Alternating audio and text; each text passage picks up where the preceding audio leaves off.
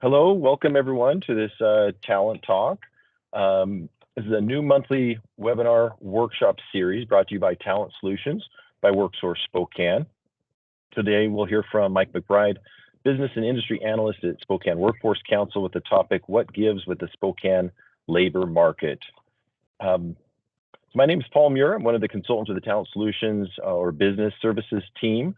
We provide no-cost services to Spokane employers to assist with hiring and retention. A few housekeeping items today for our webinar.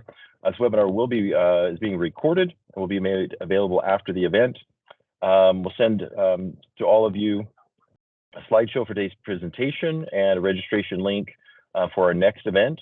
Please mute yourself during this webinar. You can type your questions in the chat and we'll answer them after the presentation in the Q&A portion. Or you can just ask those questions live after the presentation in that Q&A. And at the end of the webinar, we'll ask you to provide some feedback to us in a survey. So with that, turn the time over to Mike McBride, Business and Industry Analyst at Spokane Workforce Council.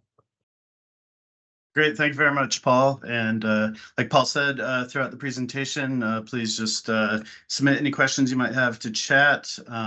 We'll try and answer anything that's really pertinent at that moment, but we're also planning to hold a bit of time at the end for a Q&A session to kind of go over a number of things that may pop up during the next half hour or so. So I'll just dive right in. I'm Mike McBride. I'm the Business and Industry Analyst for Spokane Workforce Council. I do the labor market analysis to make sure that our workforce development efforts are in line with the local economy, to make sure we're getting people into good living wage jobs that have actual growth here in Spokane. And we also try to align local community college, university, high school CTE programs with the local economy and do a number of linkages there just to make sure everything's in line and we're actually helping the folks who go through workforce development to have a good career at the end. And I'm sorry, I see Deb is saying she can't hear anyone. I assume I'm heard because Paul was talking to me. It might be something on your end. Let us know I can hear fixed. You. Okay. Well, I'm sorry, Deb. I don't know how to fix it. So I'll just jump in to the presentation. So we're going to go over a number of data points and charts. So it might be a little heavy in that, but like I said, please ask any questions that may come along. So the latest numbers for Spokane County's labor market came out for October 2023. It shows our total labor force is up to 270,000, which is really strong. And I have kind of a pre-pandemic comparison to February of 2020. That was the last real month before the pandemic just hammered all the data as a comparison. This is monthly data that's not seasonally adjusted, so comparing October to February isn't necessarily fair in some regards, but in comparison, we'll do it anyway. Labor force has grown pretty strongly. Employment up about 12,000 jobs in the past couple of years. Unemployment is down significantly, and our unemployment rate most recently is at 3.8%. And kind of in a longer chart to see what's gone on with the labor force over time. Before the pandemic, we were right around 200 and in the 260s, and it really got hammered. Almost every chart that has 2020, 2021 in it shows this humongous decline, and you can see it here in Spokane. But we really recovered pretty steadily through 2021, 2022, and then it's been, as this is not seasonally adjusted, month over month changes do kind of jump around, but we're in a pretty strong position with labor force growth compared to pre-pandemic levels. And then in a longer graph, you can see the unemployment rate in Spokane County over time. It fluctuates seasonally. Generally, during the winter months, our unemployment rate's higher than the summer months. You can see on the far right, the most recent unemployment levels are just at historic lows. We actually did hit an historic low of about 3% a couple months ago, and at 3.8% currently, it's staying extremely low. And before the pandemic, we really never got below 5% all that often. You can see it just goes under a little bit before the pandemic recession, but now it's consistently in the threes, and that is just an entirely new situation for Spokane to have that low of unemployment. The next few charts will be some national numbers, but they are relevant to Spokane. You can see the monthly month-over-month employment changes as a nation is really showing consistent growth ever since January 2021, but the growth has been coming down over time. So it's growing but slowing up until the most recent months where we had about 150,000 new jobs added in October 23 nationally.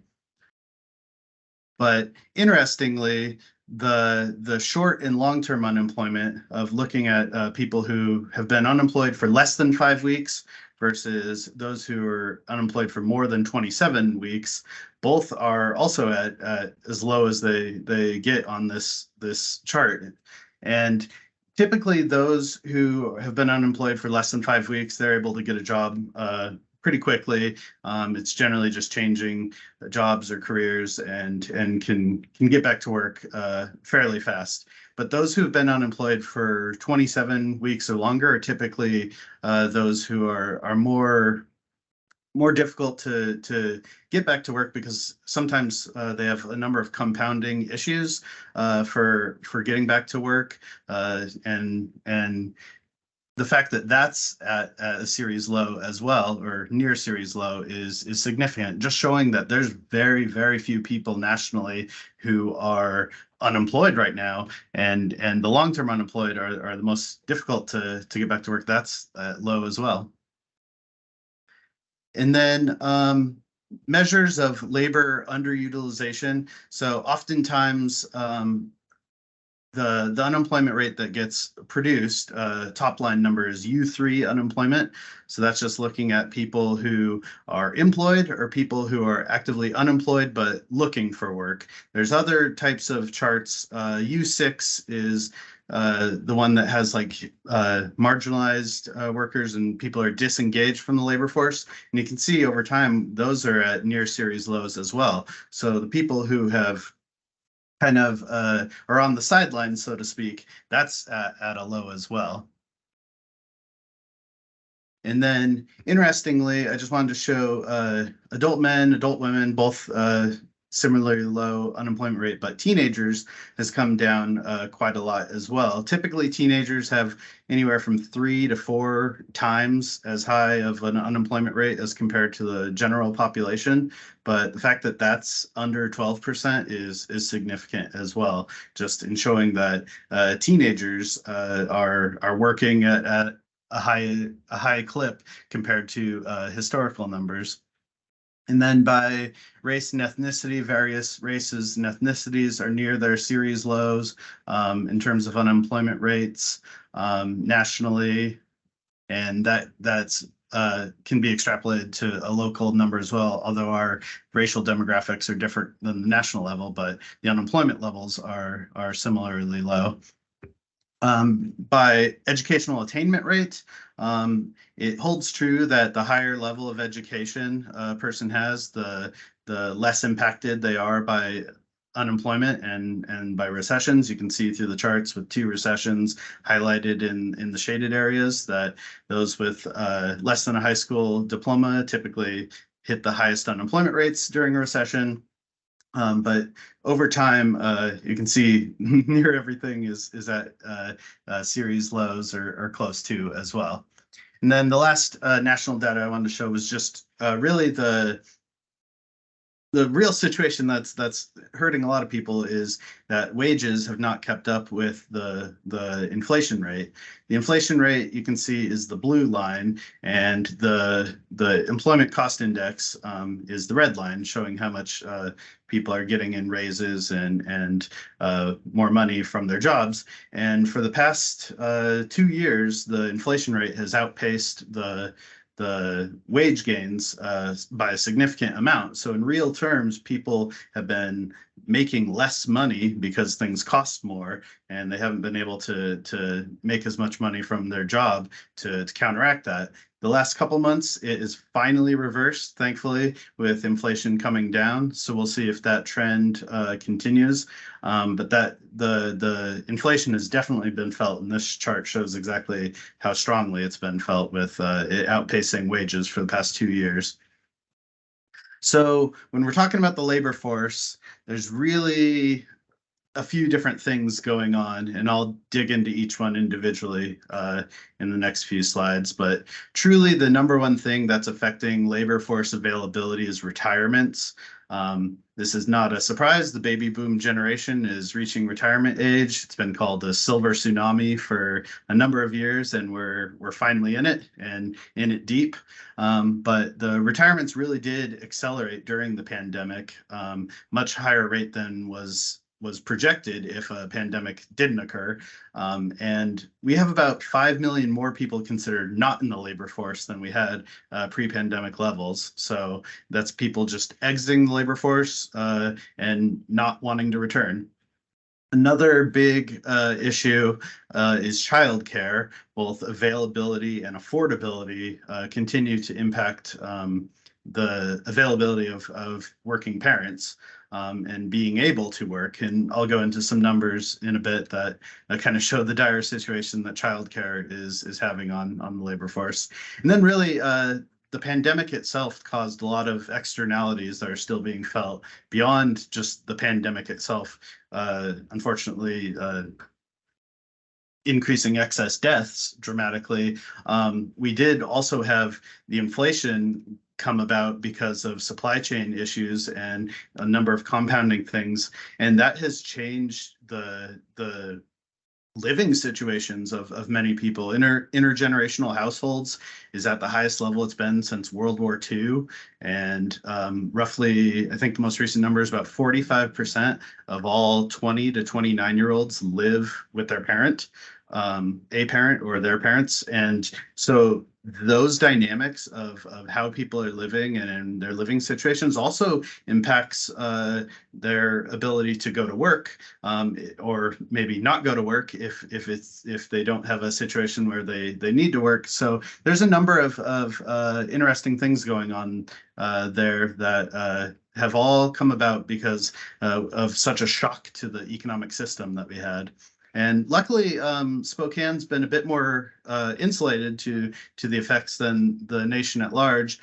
Since 2020, the county's population, according to the census, is about has seen 3 times the growth of the nation overall.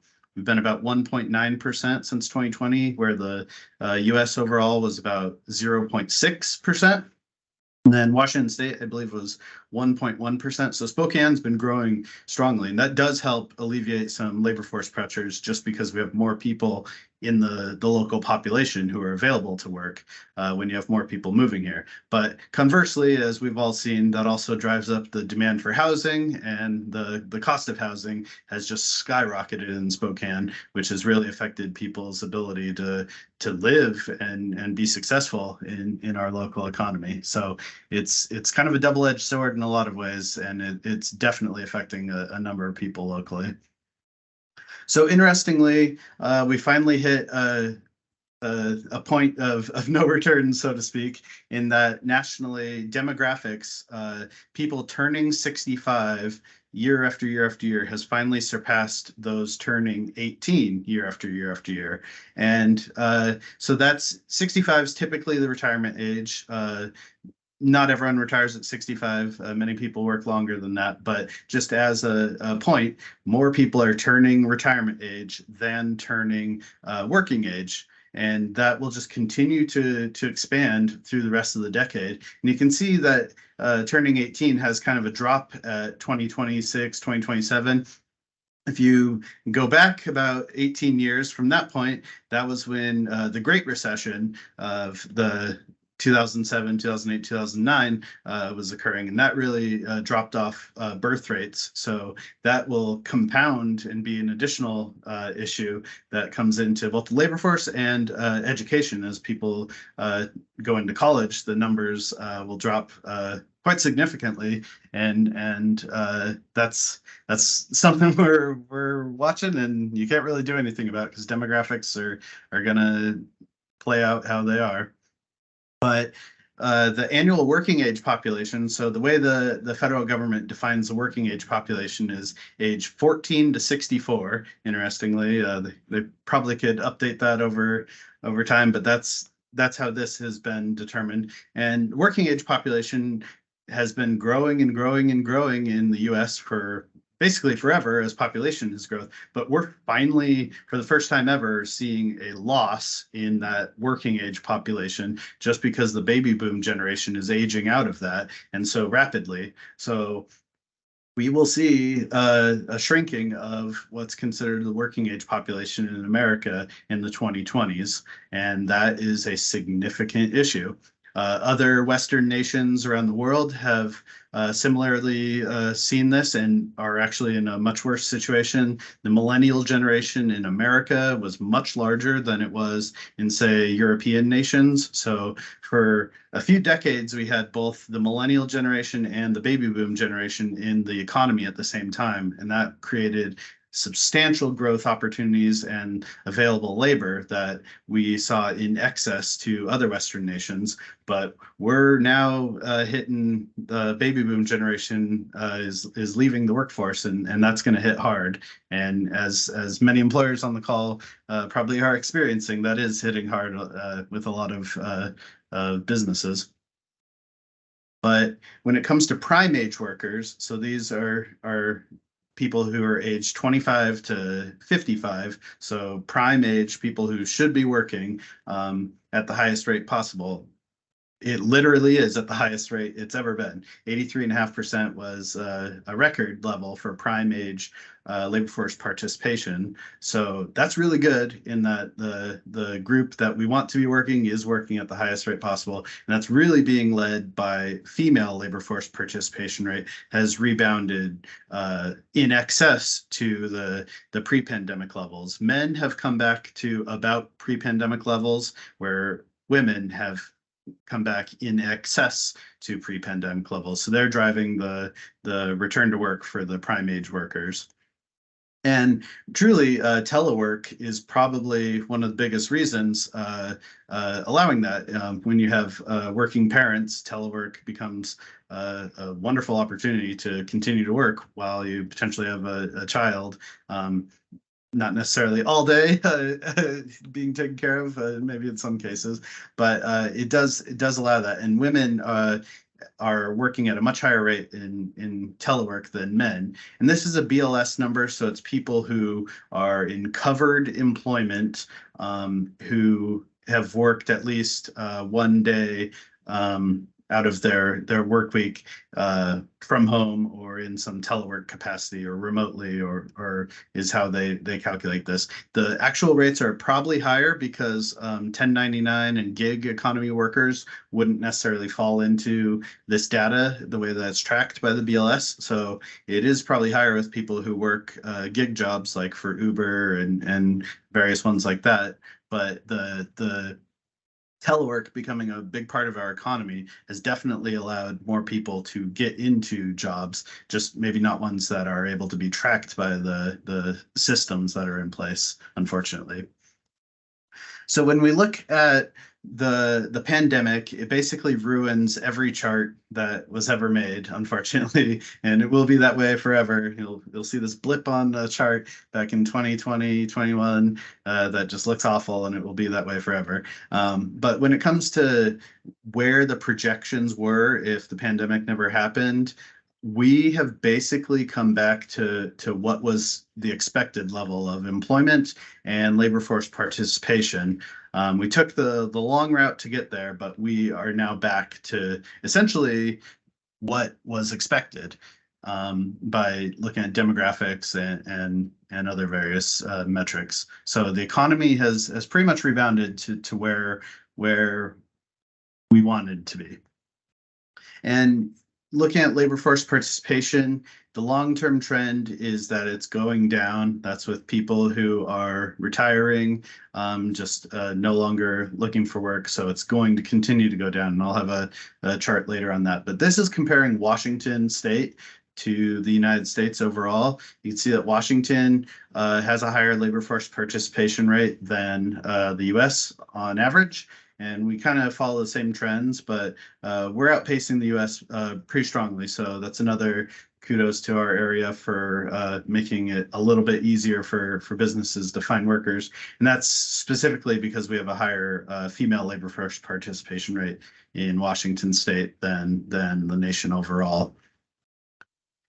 And then I won't go into all this detail, and as we send out the charts, you can dig into it a little more if you like. But the labor force participation rate by various age demographic and racial demographic, and this is Washington state, and a number of other metrics, it varies. So as we talk about overall numbers and finding where talent is, there's a number of pockets within our economy still that are not in the workforce that we want to engage with. And that's one of the primary things we do in workforce development, is to try and re-engage people who are still on the sidelines.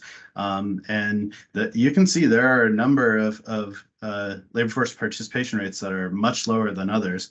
See people below the poverty level, very, very low compared to the overall population. People with individuals with disability continue to be low labor force participation rate. There are many, many opportunities to engage with people who can work and can work in our economy, and we just have to basically work a little harder to get into those populations and help them succeed. And then I see a question about resurgence of retirees coming back to the workforce. I think the next couple slides will kind of address that. And yeah, with the stock market that's performed kind of poorly the last couple of years, it's not as easy to retire, because a lot of 401ks definitely got wiped out compared to where they were in the early stages of the pandemic when we saw things shoot up. But this is the Bureau of Labor Statistics projections for the 55 and older labor force participation rates of what we're expecting for the older populations to be working. And we're expecting all of them to be going up. So in 2022 full year, 55 to 64 is about 65%. The 65 to 74, 26.6%, and then 8.2% in the 75 and older category. All three are up in the projections for 2032. So people are expected to be working later in life, and whether that be because people are able to work later in life, they can get into jobs that are easier on the body to continue, or if it's just retirement is not able to pencil out, and it's really difficult to have enough money to retire nowadays with everything so expensive, that we are seeing more and more people work later in life. So another chart showing what the expected demographics of the workforce will be going forward. Basically, the workforce in America is going to get older, and significantly older on average, from 2022 compared to the projected 2023 demographics, where 16 to 24 goes down, 25 to 34 goes down, and then 35 to 44, 45 to 54 both go up. And then Generation X, 55 to 64 will go down as a percentage in labor force. And then the 65 and older will continue to grow over time, as the prior chart kind of broke it out. So what's really interesting is the labor force participation rate of the various age groups here are showing, and basically it's gone down pretty significantly for 16 to 24, 25 since 2007, 25 to 54, like I show, is back to exceedingly high levels, actually historic levels, which is awesome. 55 and older are going down. But then when you compare to the total share of the population in terms of the change from 2007 to 2022, the only group that has grown is people are 55 and older as a share of the population, and has grown significantly. So the group that is working less and less and less is the growing population in our country. So that definitely affects who's in the labor force and why we're seeing fewer and fewer people available to work. And then just lastly, my last thing on labor force participation, just the projections, men, women, and total are on here. It's all just kind of going down, and retirements really are the leading cause of this. So labor force participation rate will continue its downward trajectory, even with people in their prime age working at the highest levels they've worked historically. So that is just the way it is in how demographics work. You can't change them. So that's where we're at. So I wanted to change to a slide on childcare. I just have one slide because it's important. I wanted to point out a few things. During the pandemic, numerous childcare centers closed. It was really, really difficult to keep them open, and having to shut down with anytime there's a COVID case, all sorts of things. It just wasn't working out for many childcare centers to keep the doors open. While at the same time, the workers at the childcare centers make, sadly, very, very low wages. Preschool teacher is literally the lowest paid job that requires a degree in our entire economy. In Spokane, it's about $17.93 is the average wage of a preschool teacher. That requires an AA degree to be a preschool teacher. So that's really bad when minimum wage is just a couple bucks less. That's a difficult situation to ask someone to work a very, very difficult job for a very low wage. But at the same time, costs have increased for childcare payers in terms of how much it costs to have a kid in childcare. So truly, a lot of people are looking at the cost benefit analysis of, well, if we keep someone home, a parent home, does that maybe work out better than having to pay for childcare and have someone go to work just to pay for the kid to be at childcare? So this is still causing a number of issues in our local economy, and we're in a worse situation than the nation in terms of where we're at. We have about 1,500 people, a little more than that, who are employed at childcare centers in Spokane County. That's down about 172 jobs over the past 3 years. And the turnover rate was nearly every job in childcare turned over. So in total, we saw nearly 1,500 jobs turn over. So the same job can turn over multiple times, and they do. And if you just think of a childcare center that has to put out a job posting, go through the interview process, train, onboard, over and over and over and over, it just becomes exceedingly difficult to keep things going and have a childcare center be functional. And comparing the Spokane County numbers of our proportion of childcare workers in our economy compared to the national average, we're roughly 300 childcare workers short of an economy our size should be in terms of the national rate. So when you think that each childcare worker takes care of, the ratios are 4-to-1 for infants, 7-to-1 for toddler, 10-to-1 for a little bit older. We're talking about roughly 2,000 childcare slots in Spokane County that should exist but don't exist. So you're thinking that's 2,000 children who don't have a childcare slot available. So 2,000 families that are having to find different arrangements, whether it be family members taking care of kids or a parent dropping out of the labor force in order to keep a child cared for during the day, a number of different scenarios, but that's a significant amount of just missing childcare slots that our economy should have.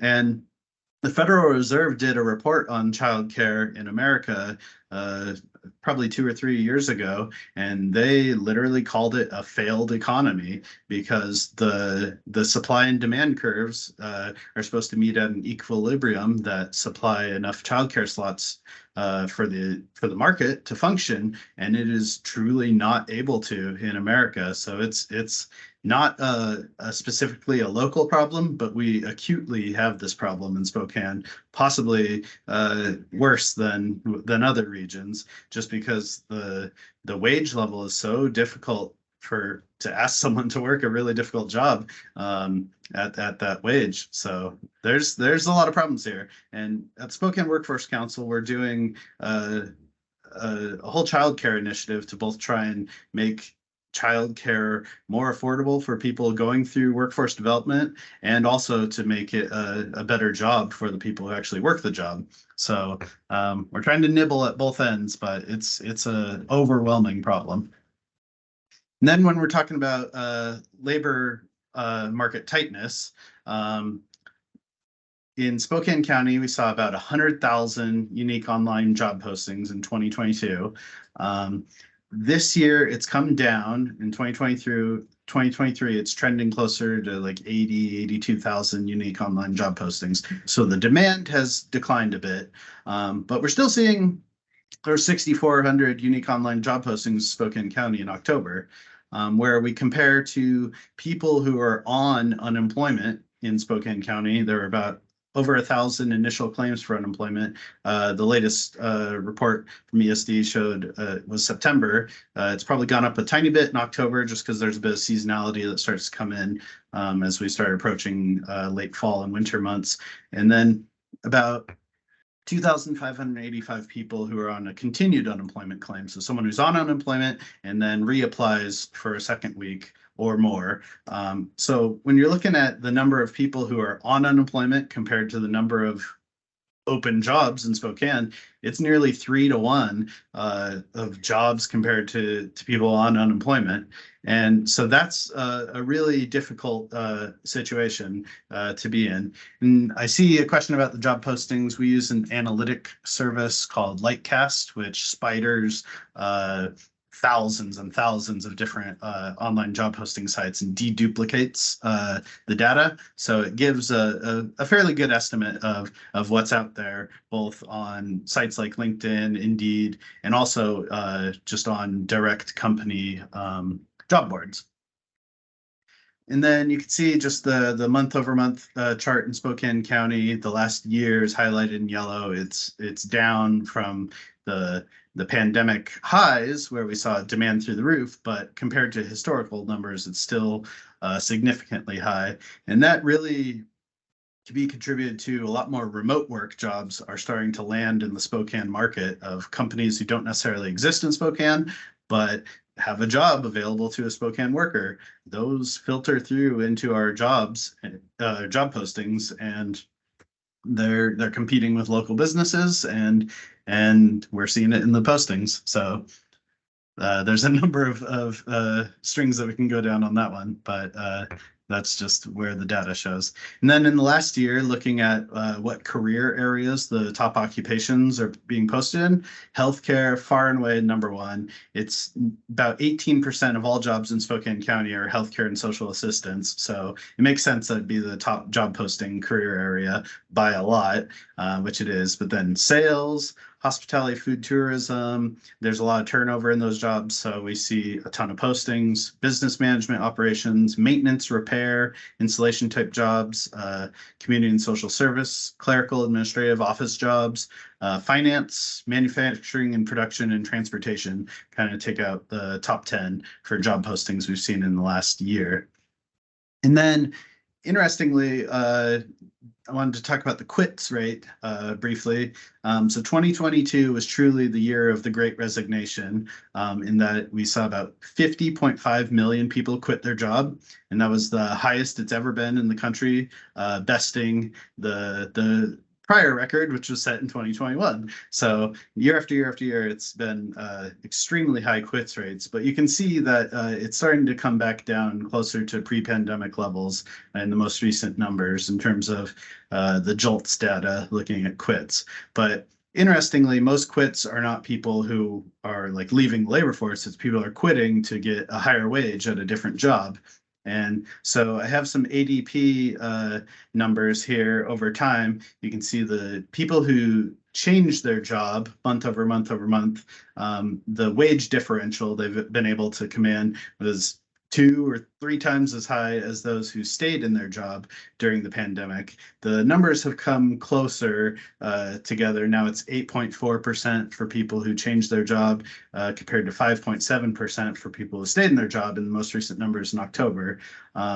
But at the height of the Great Resignation last year, it was significant. Over 16% people were able to get in wage differential from changing their job on average. So we call people like me who've been in their job for a while, paying the loyalty tax, if you will, for staying in your job. But there's obviously a number of reasons why staying in a job is great beyond just a significant wage increase for job changers. But that's a primary reason why the Great Resignation was so severe. And then lastly, I wanted to talk about kind of... Hey, Mike. Yes. There's a question here. Do these numbers reflect jobs that may not be posted on a Washington site, but rather on Indeed or through LinkedIn? So does it include all sites? Yeah, the job postings data, as I kind of alluded to, capture remote jobs that are posted into Spokane or are visible to Spokane in a way. There's a lot of deduplication that occurs because obviously a remote job is going to be posted into every local market if it's available to them, so not exclusively Spokane. So there's a whole analytics process to determining what counts and what doesn't count, and it may or may not be like 100% accurate, but it tries to gather what's missing from, because if you just go on, say, LinkedIn, you're not going to see the whole market. If you just go on Indeed, you won't see the whole market. Google Jobs does a pretty good job of spidering, but that doesn't get the whole market. But our analytics software does a pretty good job. I wouldn't say it's 100% perfect, but I trust the numbers pretty well. And more than anything, it's the trends that are the most important to look at. That's where you get the ability to do some analysis. So in Spokane County, we have some targeted industries where we see the most effective workforce development efforts in terms of helping people get training into careers that are doing really well in Spokane. So our targeted industries in Spokane are finance, insurance, healthcare and social assistance, manufacturing, professional, scientific and technical services, and transportation and warehousing. And then we also consider construction, education, watch industries, as they're very important to our local economy. They just tend to be a bit more cyclical with the economic swings. Like when the economy is great, construction is booming. When the economy goes down, construction tends to see a lot of layoffs. Education is almost counter-cyclical to the economy, at least higher education, that more people go to college and university when the economy is doing poorly. But when the economy is doing well, we see enrollment rates decline at college and university. And we've been seeing that in the last few years as the economy's been quite strong.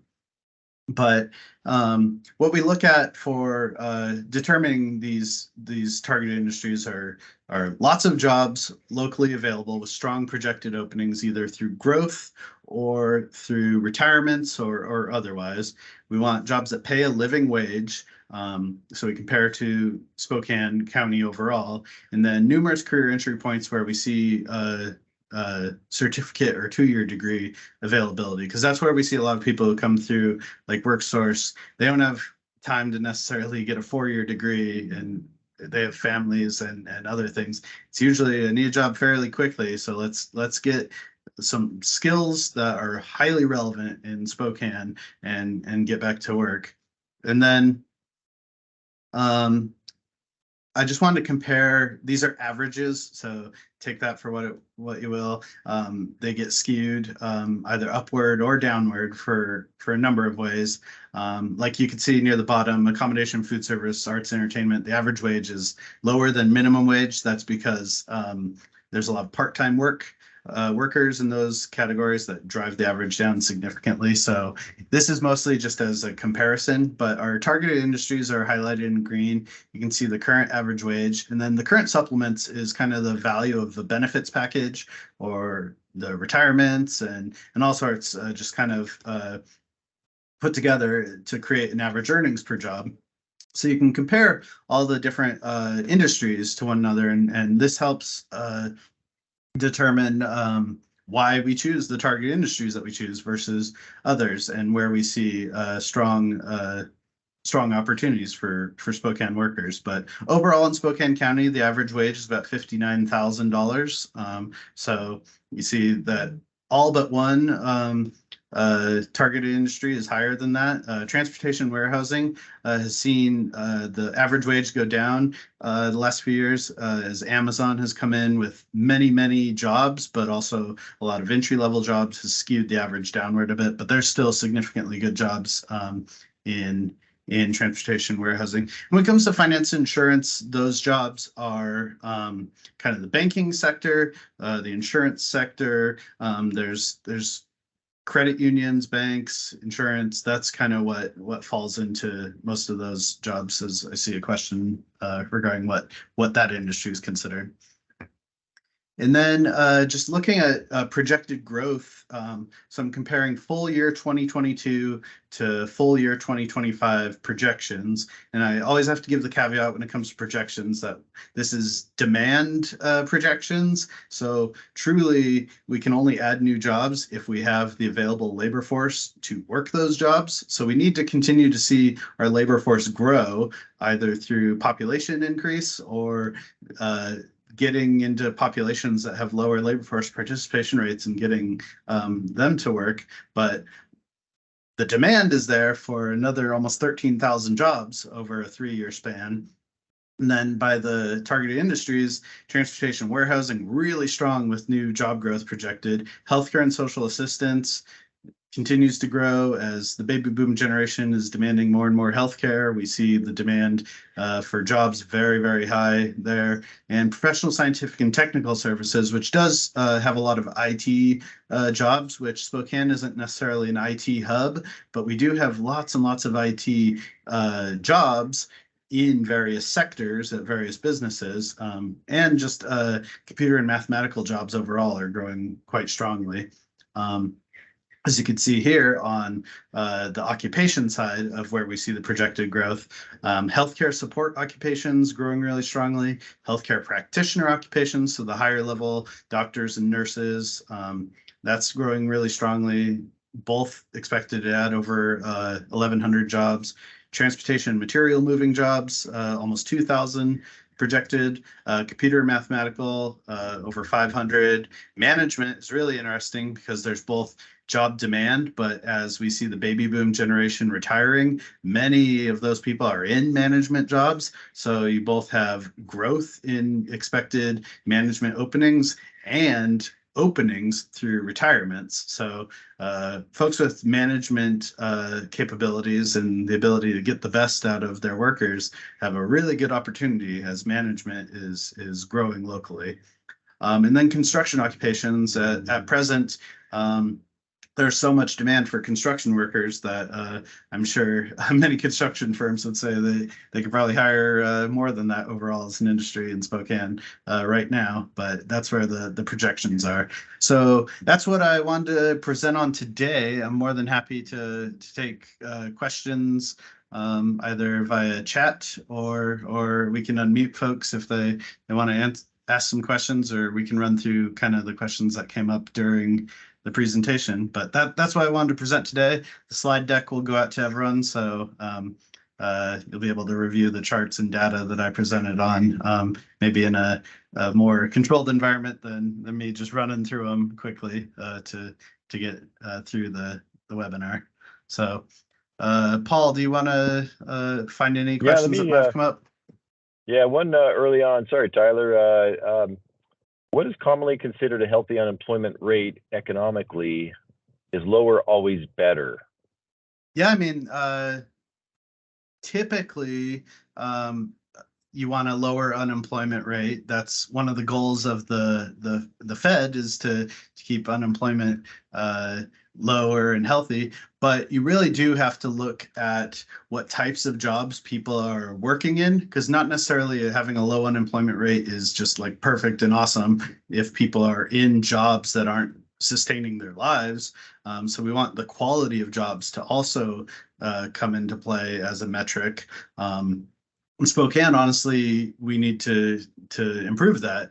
At Spokane, our cost of living is about 14% higher than the national average, and yet our overall average wage is like 10,000 less than the national average. So that puts a lot of people in a difficult situation. So when it comes to the unemployment rate, I mean, we're pretty much at what economists would call near full employment, where most people who want to work are working or able to get a job pretty quickly. But there's always pockets, and as we talked about throughout the presentation, of more that can be working and upgrade into better careers and better jobs that can sustain their lives.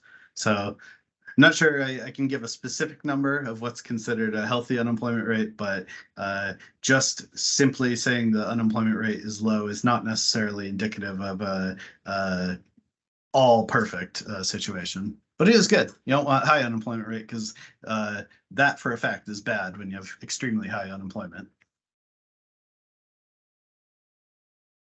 Thanks, Mike. There's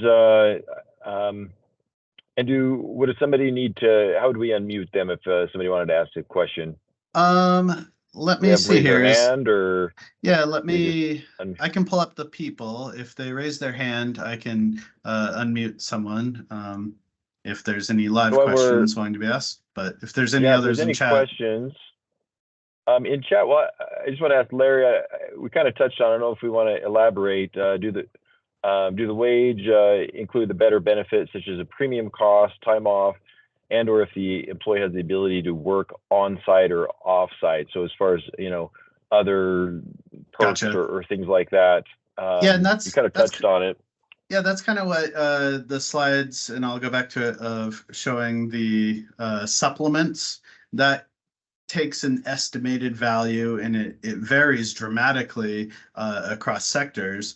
And that's a kind of a basket of added benefits of working in a place. It's hard to kind of give a figure of how much like remote work is worth to people in a monetary way.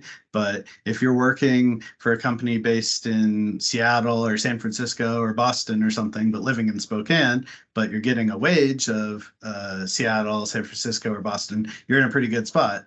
And that wouldn't necessarily be captured in the supplements, but you can see that it varies greatly. And you'll see like government, including public education, the supplement is through the roof compared to everything else. That's truly the value of a pension system and truly what things add up and why the benefits are valued so highly. So maybe the current wage isn't necessarily as high in a government job, but the value of your retirement structure is extremely high, giving average earnings much higher than other sectors. So there's a lot of things built into the value of the supplements, but typically it's what you can actually capture with a monetary value. One thing that's been that employers have found successful as far as retention is being able to share the total compensation package with employees. So not just looking at the hourly or the salary, but to include benefits and those other things that sometimes can be helpful for a person to see what their total compensation is. That might be beneficial with retention. Absolutely. Yep. Yeah.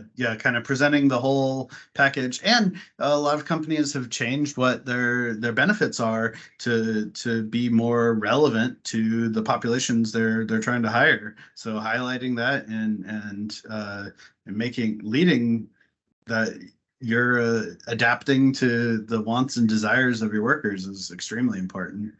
Now I see a question about childcare workers and unfortunately very low salary. They're not necessarily choosing just not to work. They're choosing to go work somewhere else, quite honestly.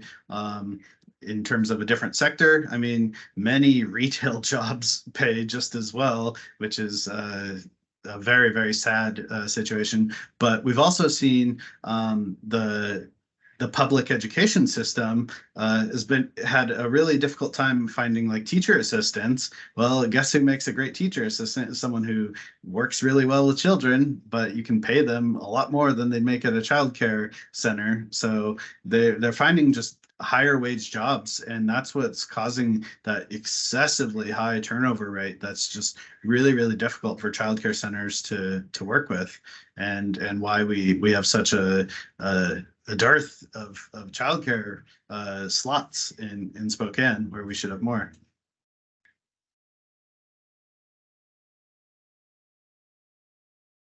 And I think, have we hit on most everything that's in the chat? Yeah. Yeah, and I was just going to say, there's been numerous requests for your presentation. This is quite popular, so we'll give it to you. Let everybody know, yeah, that we will be sending that out so everybody sees that. So want to make sure everybody is aware of that. Yep, yeah, everyone who registered, we have your emails, so we'll send a follow-up with the slide deck. I guess we'll move on to this, as we would love your feedback on our first of a series of webinars going forward. You want to take this over, Paul? Yeah, it's very good. Okay, no other questions for Mike, huh? Okay, very good. Well, I'd like to thank Mike for presenting today. So here, this slide. Let's see. Do we have one come in?